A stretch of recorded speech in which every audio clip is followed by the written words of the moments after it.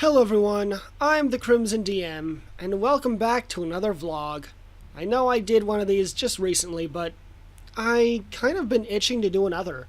And I don't know if vlog is the right term for these, but you know, whatever weirdness this is, it's my weirdness, and I like to be weird all over the place, all over the time. So, let's get into kind of what's been on my mind. What's really been on my mind is the first time that I can remember that a game changed my entire world and the entire way I view video games as a medium, as a whole. Why am I producing so much saliva? It's gross. I feel like I'm spitting all over the microphone. Spit. The first time I would say is at the end of Super Metroid, where you're in the final little dungeon area. You're going in after you kill all the bosses, right? And some of these are impossibly hard to find when the internet doesn't really exist in a proper format, okay?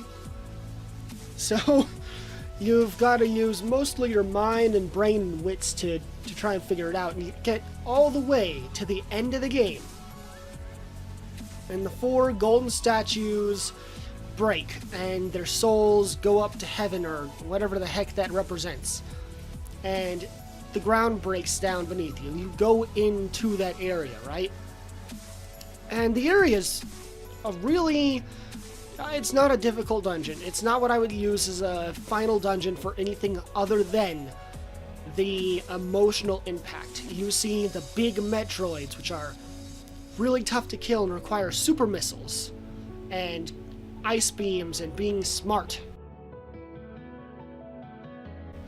You see the area where everything's been turned into dust and everything is weird and wrong and hollow and lonely and empty. You even face one of the ongoing bosses in the game that's proven to be one of the most difficult things, and it turns to dust when you touch it.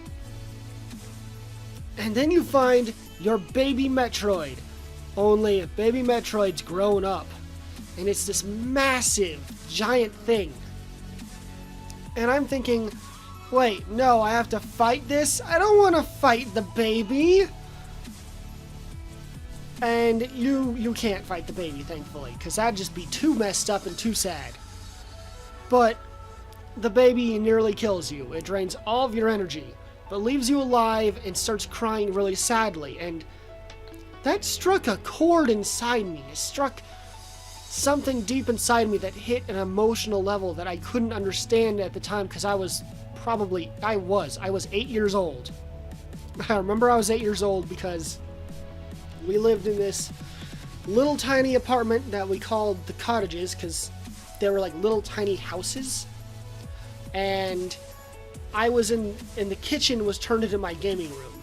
So my table, which was actually like a bunch of boxes and egg crates all stacked together with a TV put on top of it, with the Super Nintendo on top of that, sat against the wall against the back door.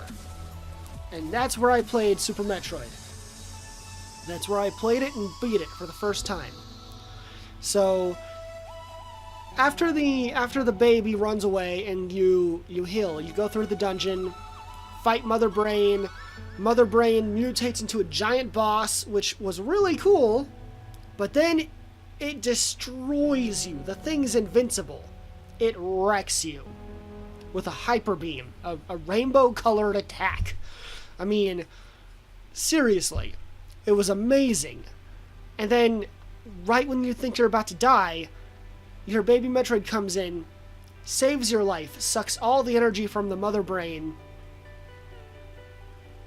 and gives the energy back to you, which is really cool. But something's wrong. The Mother Brain's not dead, right? And it gets up and it attacks your baby and kills it as it's feeding and nourishing you, saving your life. And then it dies. And I remember, I wasn't just heartbroken, I was enraged. I was so utterly pissed that this giant brain thing just killed my baby that I had been playing the entire game to get to. And I get mad and I shoot. And the first thing I shoot is a freaking rainbow. I shoot rainbows. And the rainbows are so powerful that they just obliterate Mother Brain. And that was the first time a game not only hit me in an emotional way to really wreck my insides and my heart and make me actually cry, but as soon as I'm done killing Mother Brain, I go into the next room and these doors are coming down. And you see these doors throughout the entire game. You can't open them. They're things you can't bypass. And you shoot your hyper beam and it destroys the doors. Just destroys them. And I remember when I saw that, my brain broke. I realized I had become too powerful. It was the first time I was scared, not of what was in the game, but scared of my own power in the game. And that was an amazing feeling. I still remember it vividly. It was stunning to feel like I had too much power given to me, that it was too much, and I was scared of my own power. But I loved it, and I kept destroying doors, and then I shot open the gray doors, which were impossible to ever open. And then you escape the planet. Of course, I died my first time trying to escape, but the idea is you escape the planet, and you never see the Hyper Beam again because Metroid screwed up on that one. That weapon was so powerful and has become so iconic to people who played Super Metroid that either it or a variant of it should have appeared in other games. It didn't. It never came back, and that's really sad. But that moment changed the way I play games, the way I view games. As an 8-year-old, it made me aware of how powerful you could be in a game and how your power can be abused. Like, if you had been playing through the entire game with the Hyper Beam, theoretically, because speaking mechanically, I highly doubt that the doors are actually all programmed to be broken when you shoot a Hyper Beam at them. I bet it's only those specific doors. But narratively, if you had had the Hyper Beam from the beginning of the game, you would have been able to just break everything, kill every boss in one hit, destroy every door in one hit. You wouldn't have to take no crap from nobody. And realizing how powerful I was at that moment, at the end of the game, was one of the most powerful experiences I've ever had in a video game. Ever. And I don't know if anything has ever quite topped what that did to me internally. And when people ask me why I still love games,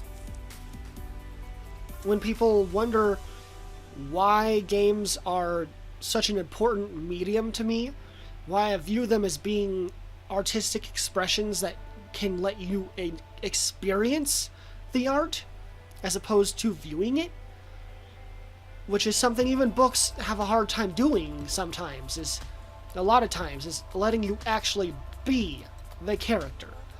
It's hard to experience that because you're not making the choices yourself. But when people ask me why these things are so important to me, it's because of Super Metroid, the Mother Brain, the baby Metroid sacrifice for the mama, and the Hyper Beam. All things I've never quite seen replicated in a video game. All beautiful pieces to a perfect story cocktail that I have never seen again. And I wish someday to be able to experience that thing again. I've gotten close, but I've never gotten there.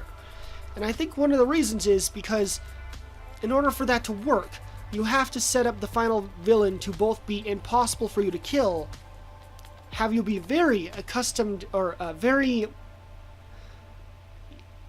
familiar with what your power level is, so you know what you can do, very inherently.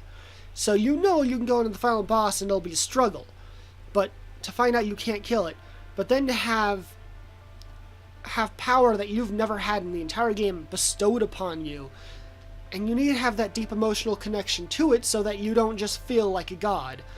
You feel like you didn't want that power. Like, you feel like that power was given to you, but you don't want it. You would rather not have the power and have the thing before it. At least that's how I feel. It makes me feel like I'd rather Baby Metroid stay alive, even as a giant Metroid flying through space doing who knows what by my side. I'd rather have my Baby Metroid be alive than have the ultimate power. And that's something that you can't say very many video games can do right. But Super Metroid did it. And that's it. I wanted to share that little story with y'all. And I hope you guys liked it. And I hope you guys have at least played or watched my playthrough of Super Metroid or something.